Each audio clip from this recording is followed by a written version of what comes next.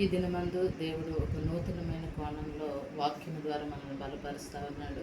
మరి BBB ministry ప్రార్థన సహవాసం ద్వారా ఎంతమంది ఈ యొక్క ఆన్లైన్లో మరి ఈ సోషల్ మీడియా ద్వారా ఈ మాటలు వింటూ బలపరచబడుతున్నారో వారందరికీ కూడా మరొకసారి దేవాతి దేవుడు మిమ్మల్ని దర్శిస్తూ మిమ్మల్ని బలపరుస్తున్న మాట యెషయా గ్రంథము 43వ అధ్యాయము 19వ వచనం ద్వారా దేవుడు మనతో మాట్లాడుతున్నారు. ఇదిగో నేను ఒక నూతన క్రియ చేయుచున్నాను, ఇప్పుడే అది మలుచును, దాన్ని మీరు ఆలోచింపరా. నేను అరణ్యంలో త్రోవ కలుగజేయుచున్నాను, ఎడారులో నదులను పారజేయుచున్నాను. దేవునికి మహిమ కలుగును గాక. ఈరోజు చాలా ప్రాముఖ్యమైన మాట, చాలా లోతైన మర్మాల ద్వారా మన యొక్క పరిస్థితులు స్థితిగతులు ఎదిగిన దేవుడు మాట్లాడుతున్నారండి. ఈరోజు నువ్వు ఏ విషయంలో జరగని పరిస్థితుల్లో ఎన్నో దినముల నుంచి నువ్వు ఎదురు చూస్తుండొచ్చు.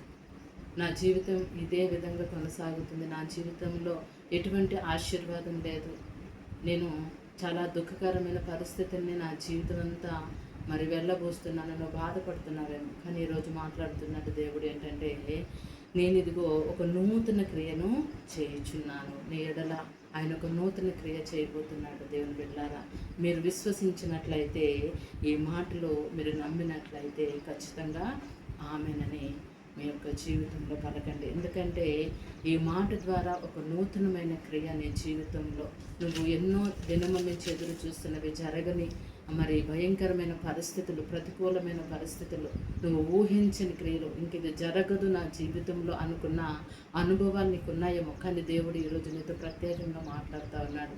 నేను ఒక నూతన క్రియను చేయుచున్నాను, అది ఇప్పుడే అది మొలుచును, దీన్ని మీరు ఆలోచించలేకపోతున్నారు. చూడండి, కింద వచనాల్లో మనం చూసుకున్నట్లయితే దేవుని వాక్యం చెప్తుంది, ఎడారిలో నదులను కలుగు చేయుచున్నాను. చూడండి, ఎడారిలో ఎటు చూచిన ఎండమావులే ఉంటాయి దేవుని బిడ్డలారా.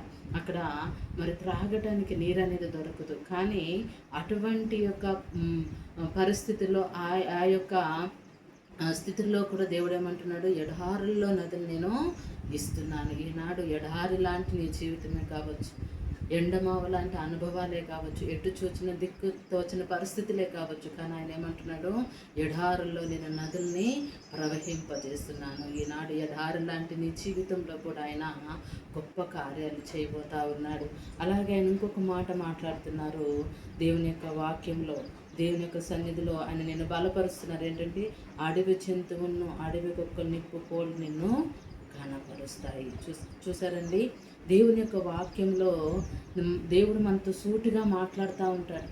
ఆయన అరణ్యంలో నీకు త్రోవ కలగజేస్తానంటున్నాడు, ఆ అడవిలో ఉన్న జంతువులు ఆయన ఆరాధించేటట్టు చేస్తూ ఉంటున్నాడు. ఈనాడు అటువంటి అనుభవం నువ్వు కలిగి ఉన్నట్లయితే, నీవు అలాంటి అనుభవంలో ముందుకు వెళ్ళలేని పరిస్థితుల్లో ఉన్నట్లయితే, ఈరోజు దేవుని సన్నిధిలో ఈ వాక్యం వింటున్న నువ్వు ఖచ్చితంగా నువ్వు నమ్మి విశ్వసించి ధైర్యపరచబడినట్లయితే, దేవుడు నీ పట్ల ఆ నూతన క్రియ చేయడానికి ఆయన సిద్ధంగా ఉన్నాడు. దేవుడి మాటను దీవించి ఆశీర్వదించిన గాక.